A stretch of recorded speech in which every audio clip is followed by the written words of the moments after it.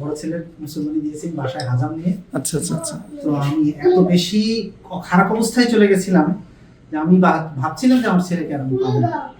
এরকম ইনফেকশন অবস্থায় চলে গেছিল। তো আলহামদুলিল্লাহ তখন ডাক্তারের কাছে নিয়ে, ডাক্তার তো আমাকে শুধু মানে নাই যে আপনি কি কাজ করেছেন, এই যুগে এসে আপনি হাজাম নিয়ে এসে দিচ্ছেন। তো সেই দিক থেকে আমি আর ওই দিকে চিন্তা করছি এখন ভালো কোথাও যেখানে রিস্ক ফ্রি সেটাই সার্চ করেছি। আলহামদুলিল্লাহ যথেষ্ট সুন্দর, আমি খুশি। আলহামদুলিল্লাহ যথেষ্ট সুন্দর হয়েছে। আমরা আসলে এই ফেসবুক সার্চ করেই পেয়েছি। আচ্ছা আচ্ছা। তারপরেই আপনাদের সাথে কন্ট্যাক্ট, ওখানে যোগাযোগ করা। আচ্ছা আচ্ছা।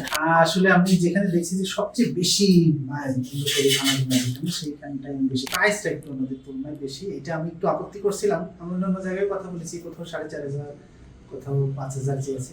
জি জি। তো তারপরও আমি চিন্তা করলাম যেখানে লোক বেশি যাচ্ছে, আচ্ছা ডিভাইসটার উপরে আমি একটু আকর্ষিত হয়েছি যে ডিভাইসটা দিয়ে একটু রিস্ক ফ্রি, সেলাই লাগবে না। আচ্ছা আচ্ছা। কোনো ব্লিডিংও হয়নি দেখছি। জি জি। তো আলহামদুলিল্লাহ এইটার জন্য আমি আচ্ছা আচ্ছা, মানে প্রাইস বেশি হলেও এই রক্তপাতহীনটাই। জি জি, মাশাআল্লাহ মাশাআল্লাহ। এই যে আতাউল্লাহ কিন্তু খুবই সাহসী এবং সে মাশাআল্লাহ অনেকগুলো ভিডিও দেখছি আতাউল্লাহ। জি জি মাশাআল্লাহ, আলহামদুলিল্লাহ। মানে আসলে আমাদের সকল কষ্ট কিন্তু এই যে সন্তানদের জন্যই।